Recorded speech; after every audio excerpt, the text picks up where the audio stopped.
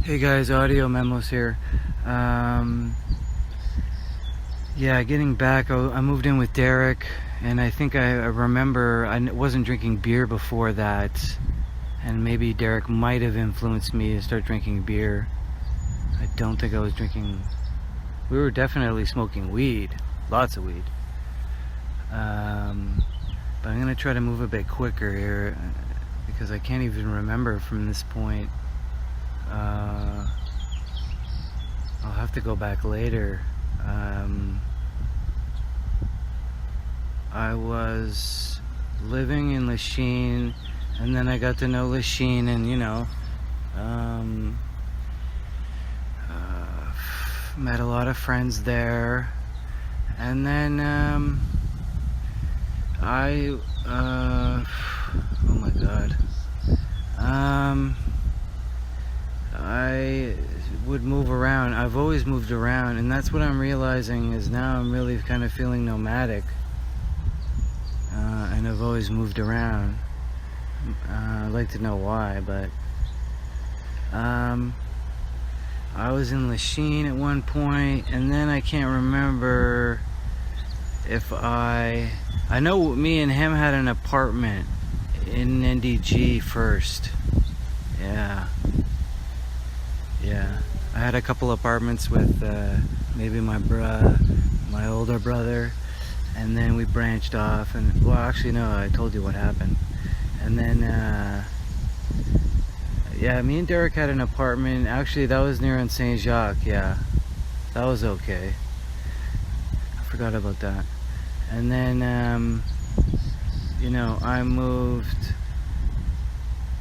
I would move away from Derek, and then I'd have my own apartments, and you'd move in with that crazy old man, and I was like focused. I had dropped out of high school, so I was trying to figure out, I wanted to finish school because I knew I wasn't like stupid. I was just really kind of lost. And I was lost for a long time. Still lost. And I moved with Derek. Then I moved to the east where it's more French area. I had friends over there I'd move with because I always stayed away from the west area. And then at one point, and I remember I worked at Ben's Deli downtown when I was like really young, like I think from 18 to maybe 25, on and off. And then I couldn't even handle that as a nightmare. Like the whole place was it was all gay guys. Because when you work at a restaurant, most of the waiters and that are gay. There'll always be like I'm not hating on gay people. I'm not. I'm just kind of telling the story. Some gay people can be cool, you know what I mean? But most of the time, they just end up grabbing your ass eventually, you know? So, yeah, that place shut down a long time ago. But, that was a nightmare for sure. I remember once I was biking there so fast, I had like an ounce of weed in my underwear. And I got stopped because I was going the wrong way. I would bike from NDG. Yeah, I would just go was it Sherbrooke all the way? I just used Sherbrooke as my highway, basically. And I hated buses. I had a bike, and I'd bike to work. I worked there for a while, yeah. Cutting smoked meat. I was a smoked meat cutter. I guess that's when I probably started learning French, even without even wanting to. So let's say I'm maybe in I'm probably skipping over tons of great stories, but let's say right now I'd be like my mid-20s now. I'd moved out to Lachine with friends, and at one point I couldn't even take Montreal anymore because I thought that, like a lot of people, maybe in my position, at that time, or even now. When you come to Montreal, they just can't. Well, I was from Montreal, and I still couldn't even. I thought that the French would be too much to get a job and all that stuff. But eventually, I finished school on my own, while living with people in Verdun and stuff, because I had friends all over.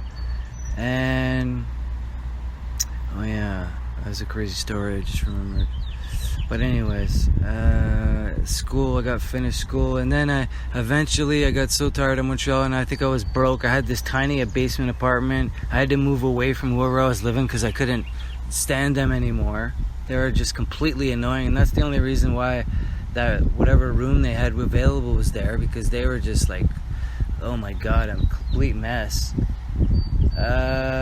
Which you'd tolerate for a while, even though you were lucky to have a room when you needed it at that time.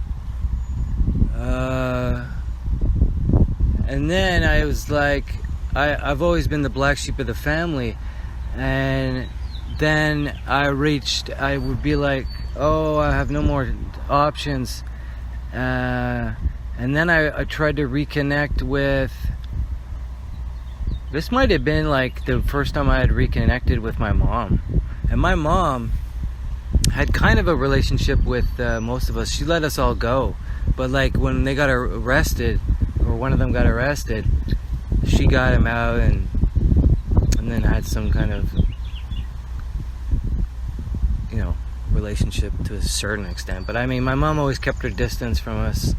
And, she once took me to a buffet and she's like, yeah, I'm moving to Kitchener Waterloo, and I'm just sitting there eating like, oh, okay. Okay. But like we wouldn't even be in contact much. She's like, oh, I'll take you to dinner, and there's like a forced thing, right? Vichy's in LaSalle. Vichy's in LaSalle. What a dump. That's a big place, but the food's, well, whatever. But I remember you go there and the guy's like, no, you can't cut the meat, I'm cutting the meat for you. It's like, what the fuck? And there's like all these fights there. It's crazy. Anyways, so yeah, I guess she left me there, and then, well, maybe she felt guilty, and I contacted her and I was like, oh yeah, what's up? And I'm like, oh, I'm screwed, I gotta get out of Montreal. She's like, I think I was like 27 or something. And then and at this point, like I said, I haven't spoken to my father since I was like 6, 7 maybe, I just basically stayed in my own bubble, and I just went on my own way.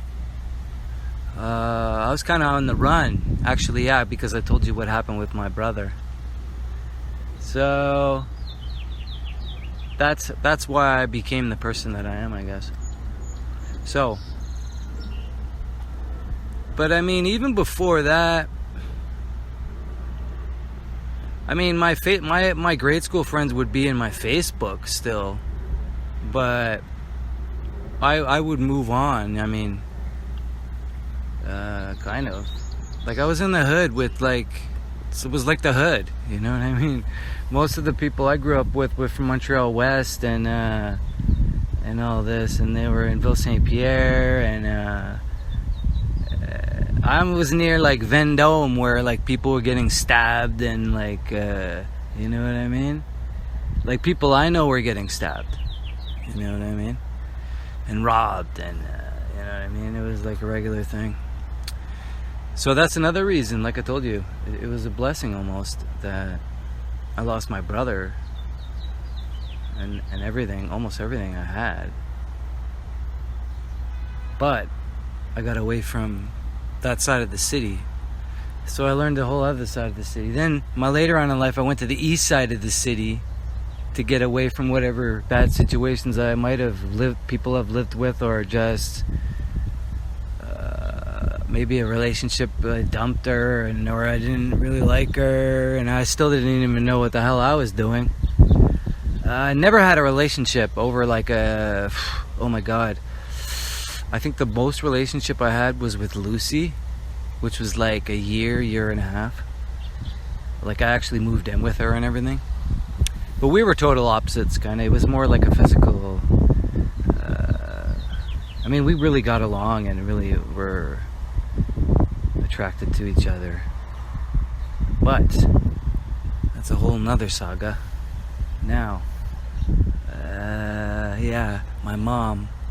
So my mom's living with... My mom does the worst thing you could do, right? Well, she's already done the worst thing you could do. I told you about that, right? What does she do? She eventually leaves the cheap guy. We've been gone.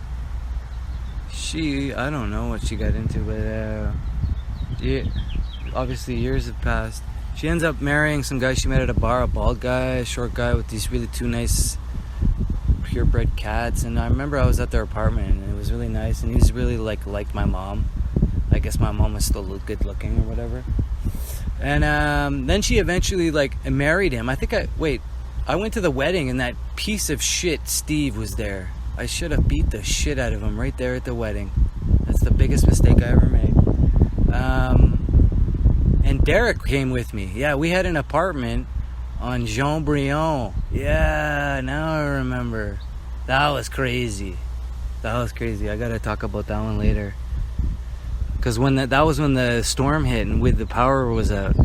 And the guy that owned that building, the guy who gave us the apartment, what a nutcase that guy was. Okay. And then that's when I met Allie and Aldo. Oh, fuck. Those guys were crazy. Wait till I tell you about these guys.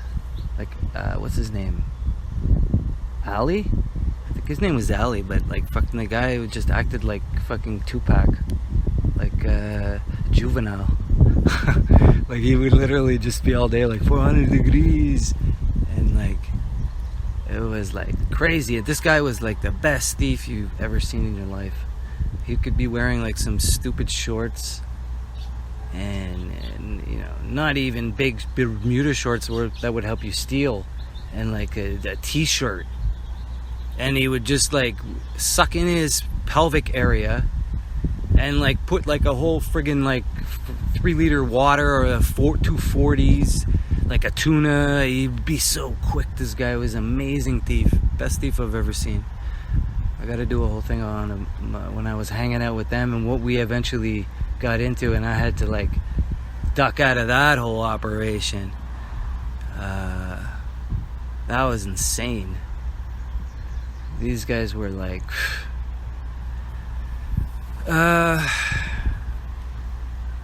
okay. Now, so I move. My mom was yeah, come and move in with us. No, wait. She divorces that guy, the bald guy, because she's cheating on him with this guy she knew when, the years of my dad or something from BC or I don't know. And the guy's a math teacher in a kitchen at Waterloo or some shit like that. They know through friends from a long time ago, even back to my father, apparently, or some shit.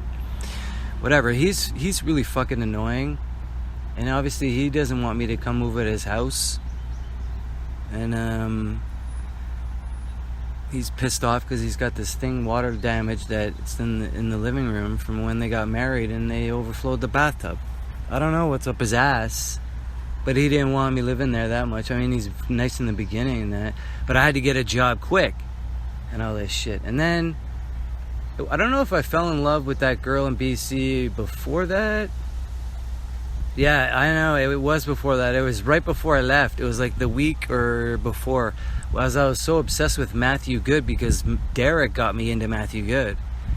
And Derek's kind of annoying, but Matthew Good is fucking genius, right? And I'm really thank him for that. And to this day, I'm the biggest Matthew Good fan. I literally started a cover band for Matthew Good, but I've never done anything with it. And now I'll probably be homeless soon. But anyways, where was I? Yeah. So then I get there, and I gotta get jobs. So I'm getting jobs, but they're shit. People are treating me like shit, and I'm still young. And I'm riding a bike around. I got a job at the recycle plant.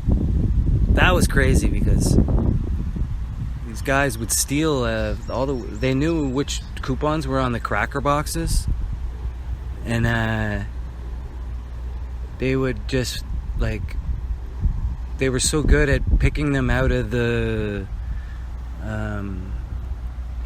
conveyor, and then I saw what they were doing, and I'm like, oh, okay. So before you know it, you'd finish work, and you'd have like 15 or 20 of these the coupons, and then they would you'd go to the store, and it was like totally free stuff. You know what I mean?